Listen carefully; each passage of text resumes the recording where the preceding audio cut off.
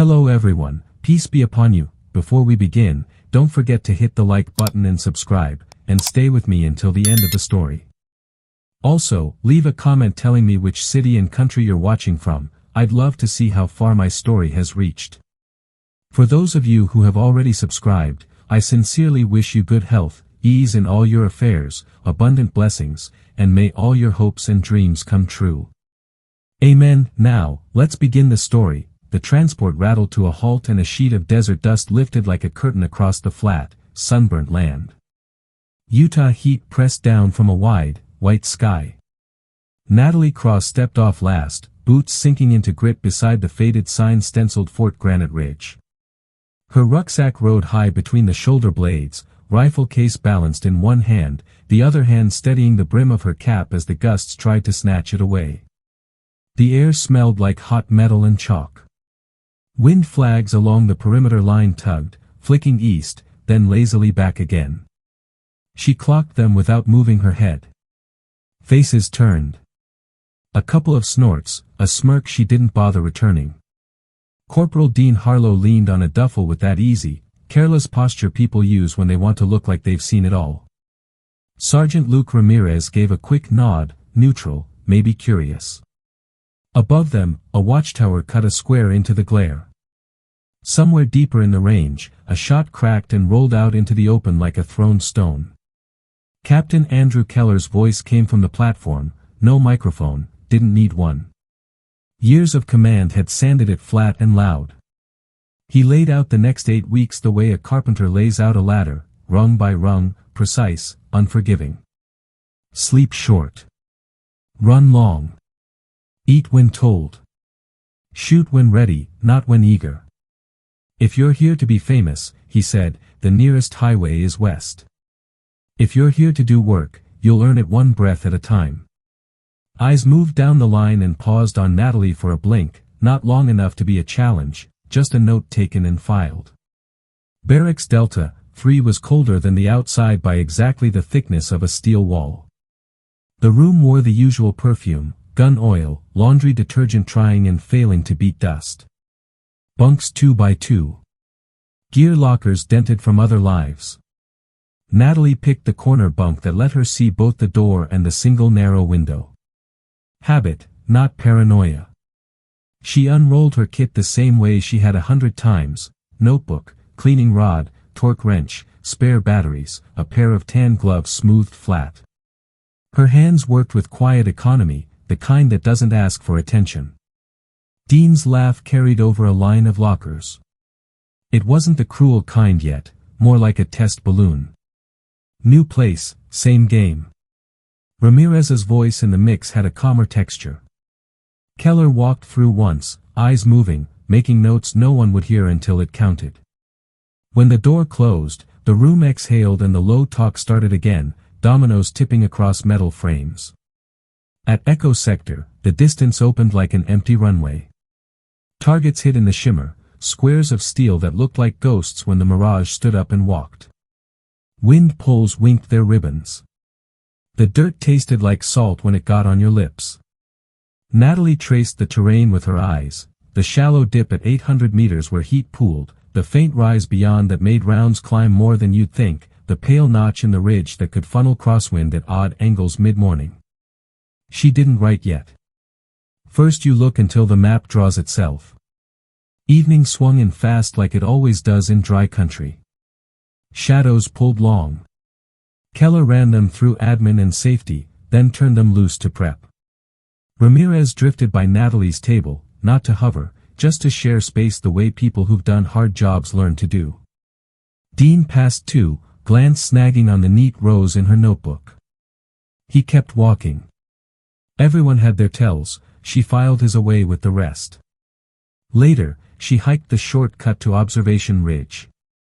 It wasn't much, just a lip of rock with the right view, but up there the air moved clean and the noise from the motor pool thinned to a soft, mechanical hum. She set the notebook on her knee and started building the range in numbers. Temperature now, temperature likely at 0900, spread across the first 1,000. Density altitude.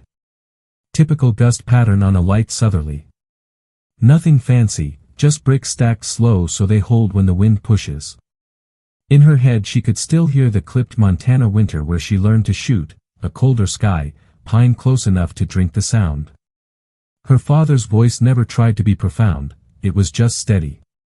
Don't fight the air. Read it. You'll never be stronger than wind, only smarter. A coyote called somewhere past the perimeter, a thin note that seemed to come from under the ground instead of over it. Headlights drew a chalk line across the flats and faded. Natalie packed the notebook, brushed grit off her sleeves, and walked back down. Lights out fell with the weight of a door. The barracks breathed, that mix of nerves and boredom people call quiet before the real quiet arrives. She lay on her back and counted the seconds between the ventilation clicks.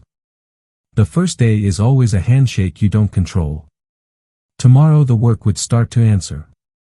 Keller would push steel and stamina, find out whose accuracy rested on fresh arms and whose accuracy knew how to live inside fatigue. The range would narrow the class down to shooters and talkers the way fire separates slag from metal. She ran the same short list she always ran before sleep. Hydration plan. Morning wind guess if the high thin clouds held. 0 checks. Torque values.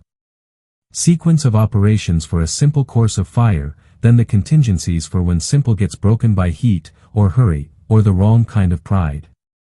Dean's voice from earlier tried to replay, but it didn't stick. You don't correct people with the mouth, you let the groups correct them. Ramirez's nod resurfaced instead, professionals recognize load-bearing effort even when it's quiet.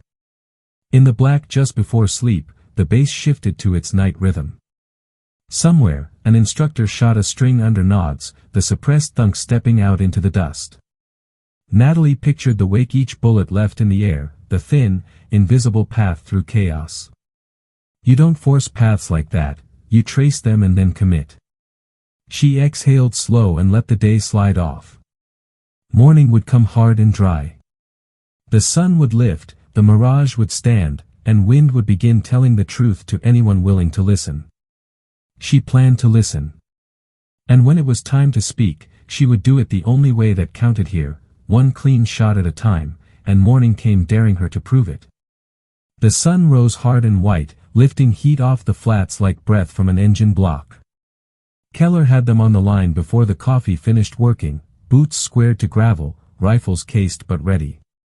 Wind flags along Echo Sector ticked east, then dropped, then ticked again as if arguing with themselves. Natalie watched the ribbons and the shimmer, not the men.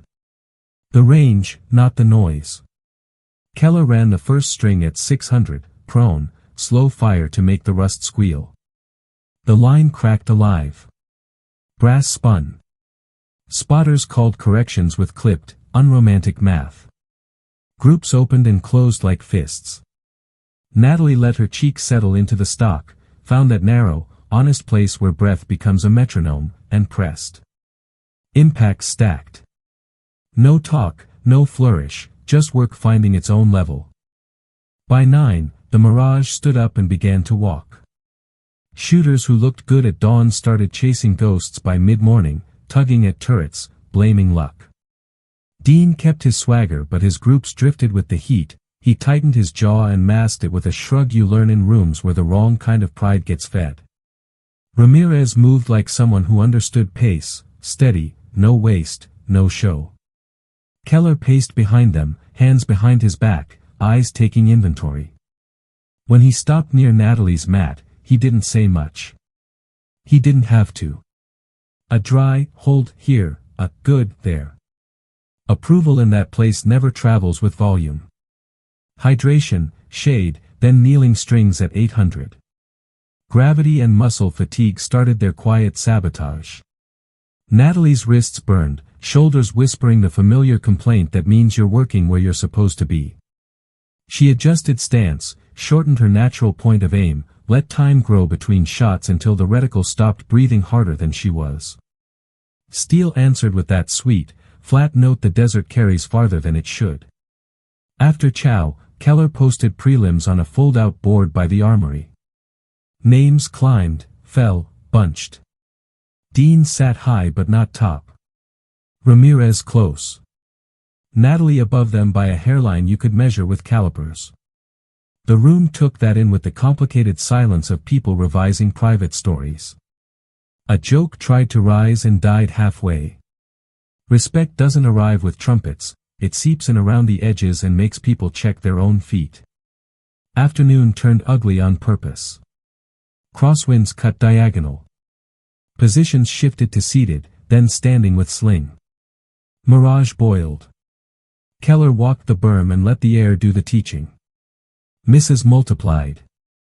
The talkers got quiet. Natalie's groups widened, then stabilized when she adjusted for the barely perceptible left-to-right wave she'd clocked at observation ridge the night before. Not a pattern you see, a pattern you feel and only trust after you've seen it enough times to bet rent on it. Dusk brought the first night evolution. Nods, suppressed rifles, whispered range cards, and the kind of quiet that makes you hear your own heartbeat in your ears. They moved 1 kilometer over chopped rock, no white light, no chatter, just boots and breath. Targets were 8-inch steel plates sunk into shadow, the kind that punish any temptation to hurry. Natalie let the green world in her tubes settle. She accounted for the colder air and the way the breeze dropped behind the low ridge at the second firing point. Hits landed with soft, satisfying pings that felt like secrets told to the ground. Back in Delta 3, the barracks smelled like sweat cooling on cotton and CLP warming on metal. People stretched, taped blisters, cleaned bolts. Dean let a comment float, light, careless, the way someone throws a pebble to see how deep the water is. It rolled off. Ramirez's glance said more than words, keep doing the math, the room will adjust. 3 days of that cadence carved new lines into everyone. Sleep got shorter and better. Food turned into fuel instead of comfort. The range stripped the extra off. Keller never raised his voice, he didn't need drama because physics was already writing the script. On the morning of the 4th, he stood on the platform with a clipboard and a stillness that changed the temperature of the air. The line gathered, sun already bright enough to bleach the edges off shadows. You've survived the opening act, he said, plain and even, letting the sentence sit until the wind finished moving. Now we find out who can make a shot when the earth itself tries to move it. The murmurs stilled. He held the clipboard like it weighed more than paper. This afternoon, you will attempt what we call the ghost shot. He didn't pause for effect, he paused for comprehension. Single round. 1 target. Distance is 8,000 meters. The range went quiet the way a theater goes quiet when the house lights drop. No clatter, no throat clears. Just the math hitting everyone at once. 8,000 at sea level means time of flight you can count in whole breaths, drop you can measure in stories, drift big enough to make good shooters feel small. Natalie felt the numbers line up in her chest as much as her head, Coriolis push, spin drift, density altitude under this sky, the elastic lie of mirage, how Utah's afternoon wind likes to lie in the first 100 yards and tell the truth at 1200. 3 hours to prepare, Keller said. No distance markers. No coaching. Your call, your dope, your consequences. Miss and you fail the evolution. Hit and you've got my attention. He didn't smile. Dismissed. The shed erupted in a different kind of noise. Calculators woke up. Apps came out. People argued over ballistic coefficients like gamblers arguing over odds against a clock that kept eating minutes. Natalie took a corner table and opened her notebook like a door she'd used so often the hinges didn't squeak. Temperature now, projected by half hours. Barometric pressure trending. DA curve. Wind study from her ridge notes layered over the seasonal pattern she'd built since arrival. She built a ladder of elevation, then the offsets for rotational drift and a modest left hold for spin. She checked scope travel against available elevation, mapped where she'd need a holdover in the reticle's Christmas tree if she ran out of turret. No magic. Just bricks. Around her, prep took on smells, paper hot under lamps, oil off bolts, dust off canvas. Dean and 2 others huddled over a tablet, chasing tenth decimal purity that doesn't exist past the bench. Ramirez sharpened his range card to a point and kept his voice low. Outside, the wind flags kept telling the same small truth: variability, not chaos, a pattern that would punish rigid thinking and reward calm hands. When the horn sounded to form on the line, the light had that harsh, polished quality that flattens everything and makes distance feel like a trick. The target couldn't be seen naked eye, only suggested by coordinates and the focused silence of the spotter glass. Natalie walked to her mat with her rifle cased and her mind quiet, the way you walk into a room where you've already done the work and all that's left is to prove it to gravity. She knelt, unlatched, checked level, checked parallax, checked that breath had found its metronome again. The range waited, broad and empty, like a question you answer with a single syllable. She let that syllable be breath. In. Out. Half held. The stock settled against bone and memory. The reticle floated, not on the target, naked eye couldn't even find it, but on the mat that pointed to where steel would be when the bullet finished its long conversation with air. Keller's voice ran the order down the line: volunteers first. No one moved. Dean finally broke the stall, swagger lacquered over nerves, laid prone and rushed his process by half a minute. His trigger broke clean. The crack walked across the flats, died, and the spotter called it cold, high right, wide enough to park a truck. The line sagged a millimeter. 2 more took their turns. 2 more misses, one low, one swallowed left where the wind curled off a shallow. Time of flight makes hope loud. Both shooters held breath like they could drag the bullet with lungs. Ramirez went forth. He took longer, did the quiet things right, and still sent his round a whisper late. The spotter's tone stayed professional, but disappointment lives in cadence. The wind ticked flags east, then paused as if to listen for the next attempt. Cross, Keller said, not loud, not soft, just like he was taking roll.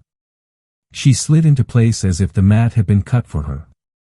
Level, parallax, body squared behind bore, sling tension right where fatigue stopped stealing it. She confirmed her turret sat near the edge of travel, then eased her hold into the reticle's lower branches where gravity could be paid for with glass instead of clicks. The world narrowed to the clean geometry of scope shadow and the peripheral red of moving air. Light was harsh, but honest, mirage was active, but legible. She trusted the numbers she'd built when the room was cool and the clock was far away. Inhale. Exhale. Half. Finger pressed without drama. The rifle lifted into her shoulder and settled like a door closing. 10 seconds is nothing in a day and an ocean in a shot. She kept her eye in the scope because flinching for results is what amateurs do when they let ego grab the wheel. Somewhere beyond shimmer, steel waited. The spotter kept glass steady. The line leaned forward without moving. Then, thin and unmistakable, a ping traveled back across the heat like a coin flicked onto a table in the next room. Impact. Center, the spotter said, voice somehow flatter than before, because surprise either shouts or goes very still. Keller didn't smile and didn't need to. Confirmed, he said. A handful of breaths escaped the line like someone had let air out of a tire, hiss, then quiet. Natalie kept her cheek on the stock long enough to feel the truth of the hit settle. Only then did she safe the rifle and roll off the line. She brushed sand from her sleeve like it was just another drill. Dean watched her with his mouth partway open, then snapped it shut so hard his teeth clicked. The rest of the string marched on because the range doesn't stop for anybody's legend. A couple of shooters came close, most didn't. The wind kept choosing favorites and then changing its mind. When Keller called it, the sun had shifted and the color of the dirt had warmed. The walk back to the shed felt different in that small, private way someone feels a pocketknife heavier after they sharpen it. No cheering. No back slaps. Just a lot of eyes pretending not to look while looking hard. Inside, routine reclaimed her.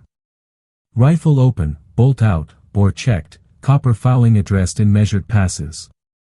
The smell of CLP braided with dust, bandages, coffee that had cooled into something like regret. Ramirez drifted past and tapped the bench with 2 fingers. Nothing said, everything said. Dean hovered 3 beats too long and left without the comment he'd come to make. Keller stepped in, took her data sheet, scanned it, and handed it back with the smallest nod a human head can make and still count as motion. That nod weighed more than any certificate. The board by the armory went up again at dusk. Scores didn't mean much after a shot like that, but they still mean something to people not ready to admit what moved them. Natalie at the top, not by miles, just enough to say the math she used was the math that holds across conditions. Dean's name sat lower than his jawline liked. Ramirez rode near the front, expression unchanged as if he already knew who he was whether or not Inc. agreed. Night brought a different test, no fanfare, no clipboard speech. Keller split them into elements and sent them across broken ground with time constraints no one had the calories for. Pack weight bit shoulders. Knees found rocks exactly when balance needed kindness. Natalie let her stride shorten a hair to keep the core quiet and the scope from chattering against her back. At the firing points, the plates were pushed into weird angles, the kind that teach you how to see when lines get bent. She didn't chase a perfect sight picture, she built the best one available and pressed when the wobble trace circled in a rhythm she recognized as enough. Hits aren't poetry, they're agreements. Back in Delta 3, the noise settled into a satisfaction that doesn't look like grins. It looked like people cleaning things with care. Like taping a hot spot before it becomes a blister. Like checking that batteries you already checked still read green. Natalie wrote a few notes, temperature swing from late afternoon to midnight, what the wind did in that 10-minute band after the sun fell behind the ridge, how mirage lies less at night but the ground still breathes. At chow the next day, a training coordinator with a clipboard and a smile that looked practiced cornered her near the door. Defense media outreach, he said, like it was a favor baked into a handshake. A quick interview would do great things for. No, Natalie said, not harsh, not warm, just accurate. He blinked twice, tried again, and then recognized the look that means don't waste either of our calories. He withdrew with professional dignity and a note to self about certain trainees being mission-focused. The tone on the range shifted in a way only people who live on ranges notice. Jokes grew less barbed. Questions to her came wrapped in genuine curiosity instead of traps. Keller, who valued economy above all else, started using her runs to underline points without turning her into a mascot. Dean dialed back the smirk and added 2 minutes to his setup time. You could almost see pride learning the difference between stubborn and durable. Ramirez kept being Ramirez, which is to say useful, accountable, and allergic to noise. And still, the place gave no trophies. Morning heat returned with its unfunny certainty. Lessons kept asking to be paid for with attention. The calendar moved toward the evaluation Keller had flagged as the real hinge, a moving target at a range that punished anyone who believed yesterday's miracle could be repeated by will alone. That knowledge floated over everything like air pressure about to change. Natalie didn't brace against it. She did what she always did, added a page to the notebook, walked back to observation ridge when the light was telling, watched the little truths stack in the wind, and reminded herself that discipline is not a mood. It's a choice you renew as often as you breathe, and the morning of the final evaluation asked for that choice without blinking. The air came in cold and razor thin, the kind of desert dawn that cuts through fatigue and makes every sound travel farther. Keller stood on the platform with a clipboard and a stillness that pressed across echo sector like another order. Target's teams had been up before dark. You could feel their fingerprints in the berms and the quiet radio checks on the service road. Everyone on the line sensed it, this wouldn't be a paper test. This would be a fight with physics while the clock watched. Final eval, Keller said, voice level as gravel. Moving silhouette, beyond standard engagement. Crosswinds manipulated. 1 round. He let the word stand until the wind finished tugging at the flags. Your turn will be called. You'll be ready. There is no second attempt.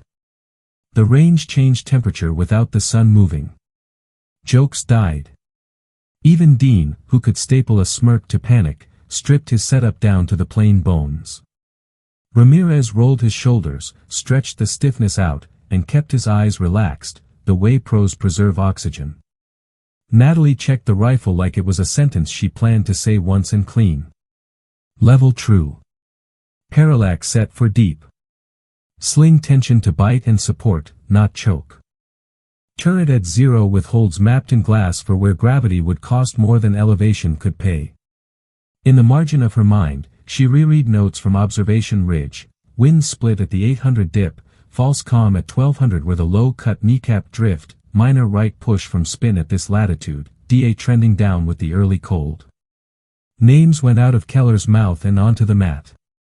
The track at distance jerked the silhouette into a glide, then a pause, then a glide again, never generous, never rhythmic for long. A good shooter went early and missed by a coat sleeve. Another broke on a lull that wasn't one and watched their round surf off left like it was looking for shade. The spotter called each result the same way, flat, fair, a ledger entry for reality. Cross. Not loud. Not soft. She slid into prone, the mat familiar as the back of her own hand. Body behind bore. Cheek to stock. Reticle framed without shadow. She watched the target's cadence through glass, not mesmerized by motion but reading it for pattern and lie. Wind first, always wind. Flags near the line suggested right push, but heat off the flat started to answer in a different language. Mirage slanted left to right, slow, then sped, then slow. She let that inform her more than fabric on a pole.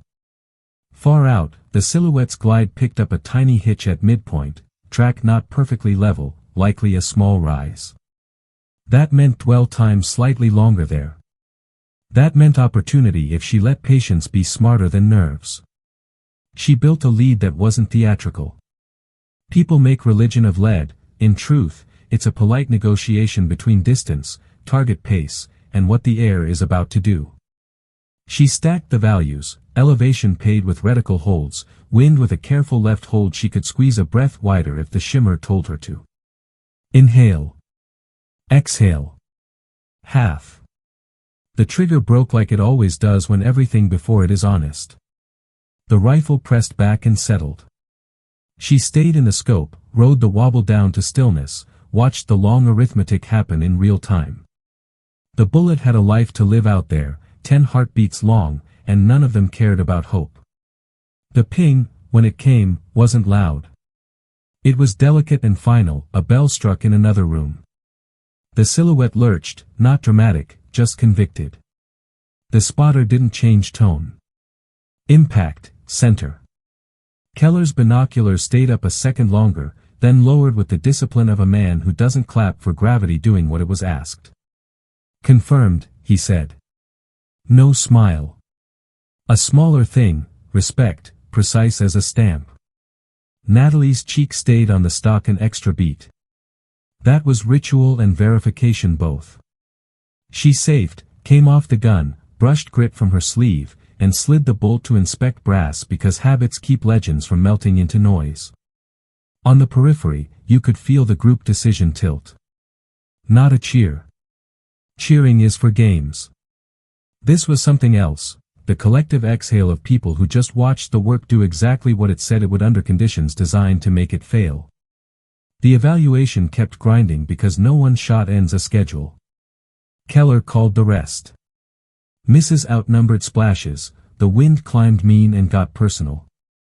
Ramirez went late, took the silence with him, led clean, and clipped the edge, a near that would have counted in a worse school but not here. He rose, nodded once in Natalie's direction like a man signing a ledger that was always going to be balanced. Dean's turn came after the light shifted, right when the track's hitch grew trickier to read. He fought the air instead of reading it, and the air did what it always does to people who try to outstare it, pushed his round into the empty. Debrief under the canopy was short. Keller didn't waste verbs. Some of you confirmed what your notes promised. Some of you met the wind at the wrong angle. He glanced down the line, his eyes catching Natalie's for the length of a comma. Remember this, control is a rumor. Management is a craft. Clipboard shut. Scores posted at 1800. Recover and maintain. In the shed, maintenance sounded like rain, patches sliding, rods tapping, springs ticking home. Natalie stripped carbon with the same tempo she'd used the first night, proof that success hadn't been invited to change what worked. The training coordinator passed the door with that media smile again and thought better of stepping in. Ramirez leaned in the frame and let a breath laugh slip out. Physics blinked, he said, almost to himself. She shook her head. It didn't. We just asked right. Word, unhelped by rumor, did what it does on bases. It moved. Instructors wandered past like they were looking for a wrench they didn't need. A senior out of Canyon Field stood quiet near the armory board, reading the numbers as if the ink might explain why a single round had landed exactly where theory says rounds rarely go. When the scores went up, they looked like everyone had expected they would look if they were honest. Natalie at the top, daylight under her line not measured in miles but measured in how clean the hard shots were. Ramirez close enough to make earnest people proud. Dean back enough to make proud people earnest. Night wrapped the range in that metallic chill deserts keep under the sand. Natalie walked the short climb to observation ridge because rituals are how you prepare the mind to stay useful. The wind had a new voice, colder, quieter, almost like it was tired of talking. She opened the notebook and wrote down what silence still says if you let it, temperature drop curve after sunset, the way low brush loses scent when the air dries, how the tracks itch made pacing predictable for 3 beats and then false on the 4th. She closed the book and let her breathing catch the rhythm that carries you from one hard thing to the next. Back in Delta 3, people looked up and then back down the way teammates do when they're learning the right size of respect. Dean approached like a man rehearsing a line and decided against it. He settled for a short nod, which in that room was a longer speech than most apologies. Keller's shadow filled the doorway after Light's call. He didn't step in. Cross, he said, the same plain roll call tone as the line. Office at 0700. No explanation. No drama. She lay back on the bunk, boots set, kit squared, muscles humming with the soreness that proves you spent the day correctly. The ceiling held still. The bass breathed. Somewhere outside, a coyote stitched one stitch through the dark and then left it at that. The final eval was over. The shot had done its work. Tomorrow would bring something she could feel even without words. Opportunity, maybe. Or just more gravity to negotiate. Either way, she'd meet it the same way she met the wind, by listening first, and then speaking once, clean, and morning came asking for the same answer in a different language. Keller's 0700 turned into an office that smelled like old coffee and dry paper. He didn't sit. He didn't congratulate.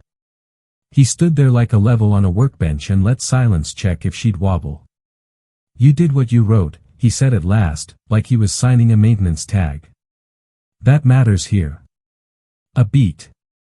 Central Command noticed. He slid a single-page memo across the desk. The letterhead wasn't showy. The names on it didn't need to be. Canyon Field Air Base has questions, he said. You'll go answer them. You'll keep your mouth closed about the parts that don't need air. His eyes held hers for the length of a breath. You'll remember the difference between attention and proof. That was all. Yes, sir, she said, because there wasn't another sentence worth spending. Outside, Echo Sector wore the look ranges get after a storm passes through, same dirt, new gravity. Ramirez passed her on the gravel path, eyebrows a question. She tipped the memo with 2 fingers. He huffed a small smile that warmed and disappeared. Figures, he said. They finally read their own numbers. Dean stood near the armory like a man waiting for an apology from the air. Pride and embarrassment fought behind his eyes and called it a draw. He settled for a nod that landed square. You did it straight, he said, low and even. It wasn't surrender. It was respect begrudged its way into honesty. The day didn't blink for anyone's career turn. Maintenance still demanded attention. Blisters still traded skin for miles. Ammo still wanted counting. Natalie cleaned her rifle with the same tempo as the week before the ghost shot, proving to herself she hadn't let a single ping change the ritual that kept pings possible. She logged the last 2 days in her notebook: mirage behavior during the evaluation window, how the manipulated crosswinds decoupled near the second berm, the fraction of a second extra the track's hitch gave the moving plate. Data first, memory second, that's how good runs stay useful instead of turning into campfire stories. At Chow, the room sound had shifted from jab to joinery. Conversations rubbed along edges without throwing sparks. Someone at the far table replayed her moving target lead like an urban legend, but it died out when people realized the truth was plainer than magic. Keller made his rounds and didn't linger anywhere long. That's how you keep a unit from orbiting a single name. When his hand landed on her shoulder for a weightless second, it wasn't to bless, it was to anchor. Then he moved on. Afternoon heat pressed down and the range went back to fundamentals, the medicine that tastes boring and saves careers. Standing strings. Sling work. Breathing discipline under heartbeat rage. Natalie felt the peculiar fatigue that follows big shots, the kind that isn't muscle so much as bandwidth. She managed it the way she managed wind: acknowledge, adjust, continue. Hits at 2, at 4, at 6. Not a showcase, not a slide, just work sitting square on habit. Toward evening, observation ridge called again. It always did at transition hours, when air tells truths it hides at noon. Ramirez climbed up a minute after she did, carrying 2 canteens and the look of a man who knows when to talk and when to leave space. They sat with their boots white with dust and watched Echo Sector lay down its long shadows. "You ever gonna give them an interview?" he asked eventually, not like a reporter, more like a friend checking the locks. She shook her head. "Attention makes bad math," she said. "Besides, the people who need to know already do." He thought about that until the thought finished itself. "Yeah," he said. "That tracks." They spoke a little about Montana, just enough to make the cold smell of old pines drift into the heat and settle the noise. He told a short version of a desert deployment that taught him why patience is cheaper than heroics. Neither of them tried to sell the past as romance. They let it sit as instruction and then let it go. When the sun slid to the edge and turned the dust to copper, they packed their quiet and headed back down. A staff car they didn't recognize had rolled in near the admin building, black paint that looked expensive even under grit. The man who stepped out wore rank like a tool, not jewelry. Major Douglas Reiner carried his years in the set of his shoulders and in the corners of his eyes, not on his chest alone. He didn't ask for a formation. He asked for Keller. They shook hands like 2 people who had stood on the same kind of dirt before. "Natalie Cross," Reiner said when Keller introduced them, tone neither warm nor cold, just clear. "Congratulations are for ceremonies. This is not one." A line almost turned into a smile. "I read the notes. I prefer notes to rumors." He held her gaze, measuring whether she would fill the space with extra. She didn't. "We have a capability gap on a team out of Canyon Field," he said. "Not a slot to make someone feel special. Work. You'll be attached for evaluation flights and ground packages. If you're as good as your paper, you won't notice the difference between this and here, except the noise gets quieter and the consequences get louder." He let that sit. "You comfortable with quieter and louder at the same time?" "Yes, sir," she said. It wasn't bravado. It was a statement of alignment. Paperwork moved like it always does, slow in the places that don't matter, quick where it can bruise you if you aren't ready. Keller handled what he could handle and kept his advice spare. "What you did here was proof of method," he said. "Don't trade method for appetite. They'll try to buy it with tempo and compliments. Don't sell." She nodded. He didn't need to say more. They both knew the religion of consistency is the only one ranges respect. That night, Delta, 3 hummed like a transformer cooling down after a surge. Someone passed a pack of electrolyte tabs down her aisle without comment. Someone else left a new pencil on her locker, the kind spotters like because the lead writes dark on damp paper. Small things that said more than speeches. Dean stopped, finally found his sentence, and got it out. "I was wrong about you," he said. "Not 'cause of the hit. Because you didn't change after it." He didn't wait for her to make the landing soft. He kept moving like a man who'd filed the lesson and was late for the next one. Sleep came easy. Woke came fast. Bags got packed the way they always do, heavy on essentials, light on souvenirs. She squared her space, stowed the notebook last, and took one long look at the bunk that had made a box feel like a plan. Keller met her by the truck. Ramirez did too. No speeches. The captain's hand was a firm, short wait. The sergeant's nod carried the rest. The road to Canyon Field cut through land that had learned to be empty on purpose. The base rose out of glare like a mirage that remembered to bring concrete. Hangars big enough to drink echoes. A cargo plane's belly open like a promise. Reiner walked her down a line of tool carts, generators, a pallet of crates stenciled with numbers and no nouns. "You'll stay at transient quarters until we finish the paper dance," he said. "You'll meet a few people who don't put their names on boards.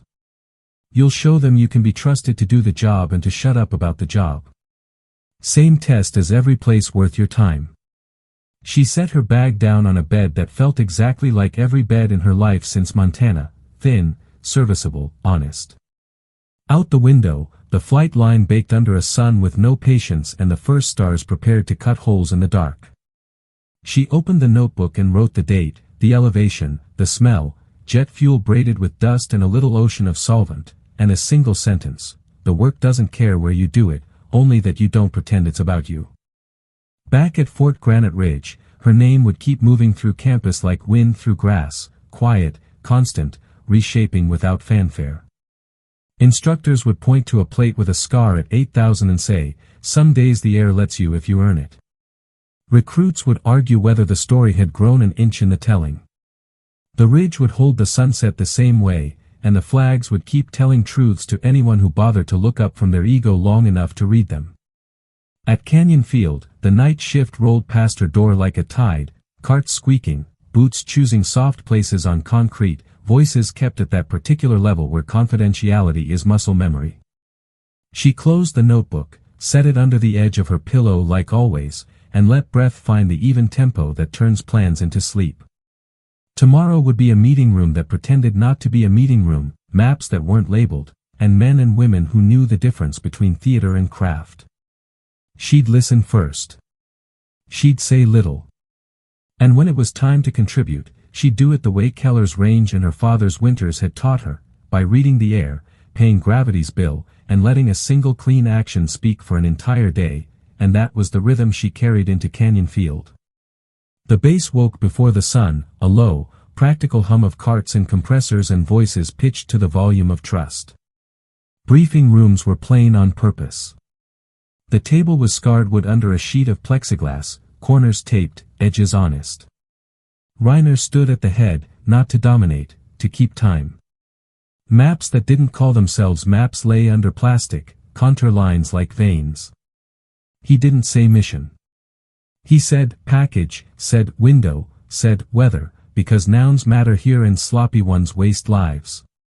Natalie listened the way a carpenter listens to a house settling, ears tuned for strain, for the truth under the story. They didn't ask for a show. They asked for her notes. She laid out elevation ladders and wind assumptions, the way crosswinds at dawn in this basin split and lie for 2 minutes before they tell the truth, the taper on DA from midnight to brief sunrise, and how spin drift would steal a thumb width at the distances they were whispering about. She didn't sell. She described. A woman at the far end who wore captain on her chest and competence in her posture asked 3 hard questions that wanted to see if Natalie's calm had rebar. The answers were short and squared. Reiner watched, not smiling. Measuring. Days stacked. On the line behind a hangar that looked asleep, they built checks nobody sees: cold bore, warmed bore, suppressed shift at dusk, sling tension drills that teach you what your pulse does to glass at minute 13 of a position that hurts. At night, the runway heat bled up and made a false lake. She wrote it down. Jet wash insisted on its own weather near the far end. She wrote that too. She wasn't trying to be impressive. She was trying to have fewer surprises than tomorrow wanted to bring. Word from Granite Ridge slipped through in small, friendly ways. Ramirez left a voicemail that sounded like wind over a mic. They still ring your plate at 8,000 when the new kids act bigger than their groups, he said. Keller says hello in his way, which is to say he didn't say it, but he meant it. Dean's name came up once in a note that smelled like humility. He'd added time to his process and subtraction to his mouth. Keller didn't write. Keller isn't a writing man. But Reiner mentioned, in the middle of a list about battery inventories, your old captain speaks in praise by omission, and that was the whole paragraph. Then came a test they didn't call a test, a field evolution that wasn't a mission because the papers said it wasn't. A small team. A fixed site beyond a strip of scrub that pretended to be nothing. 2 silhouettes would appear on a track that didn't announce itself. The light would be wrong in the way light is wrong when it comes flat from a white sky. The wind would be honest for a breath and then shift to teaching mode. Time of flight would be measured in heartbeats you can count and still regret. Natalie took her place where the ground let her be low and wide. Ear pro snug. Stock to bone. Breath like a tide. The first silhouette slid into existence at the edge of shimmer. A second followed, not synchronized but not free, and the breeze off the hardpan braided with the faint scent of hot metal from the flight line. She let the lead be math, not hope. The trigger broke when geometry said yes. The plate responded like truth spoken in a quiet room. The second did the same a heartbeat later. No one clapped. The team didn't do clapping. The team did checking and moving and writing down what worked so it could work again under worse terms. After, Reiner stood beside her on concrete that held the day's heat. He looked at the horizon the way people look when they're thinking 3 jobs ahead. People will try to make a statue out of one clean thing, he said. They'll forget there were 1,000 small clean things stacked underneath it. He didn't wait for her to agree. He didn't need to. You'll get a call soon, he added. Not a parade. An assignment. Quiet air.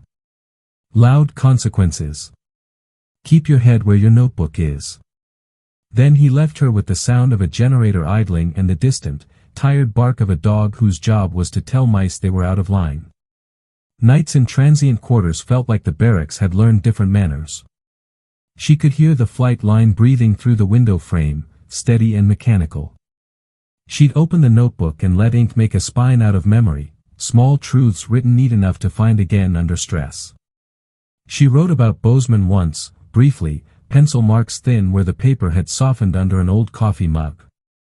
Snow turned air into glass, pine turned sound into a lesson. Her father's hand on a sling, voice unhurried, you don't fight wind, you accommodate it. You don't conquer gravity, you budget for it. You don't perform, you execute. She closed the book and slid it under the pillow because rituals aren't superstition, they're architecture. When the call came, it didn't arrive wrapped in glory. It arrived in a folder that didn't want to be opened in public.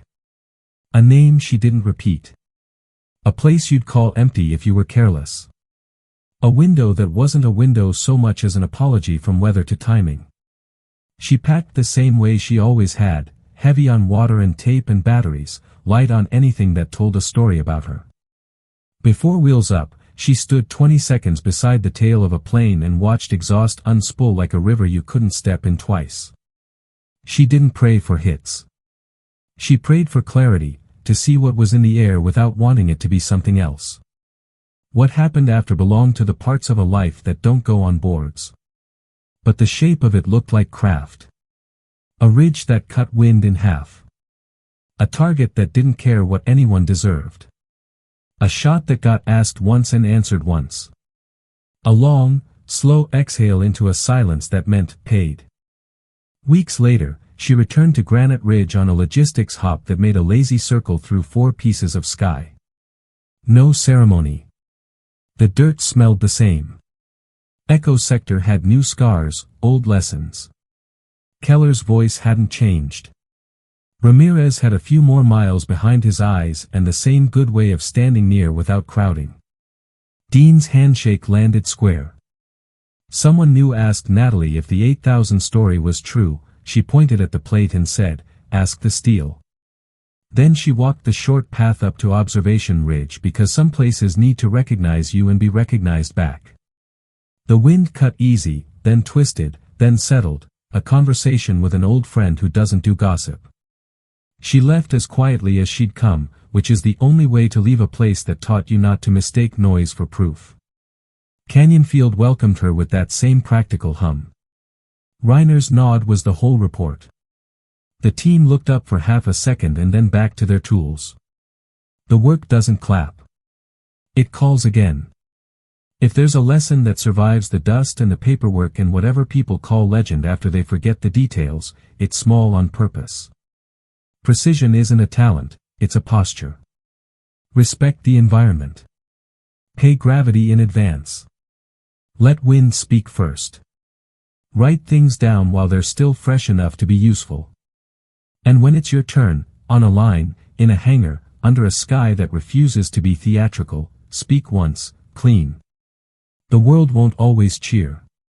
It doesn't need to. Steel says enough. And when the echo fades, when the desert takes your sound and files it with everything else it keeps, you shoulder the rifle, brush the grit off your sleeve, and go find the next piece of air worth reading. Because the work isn't about you.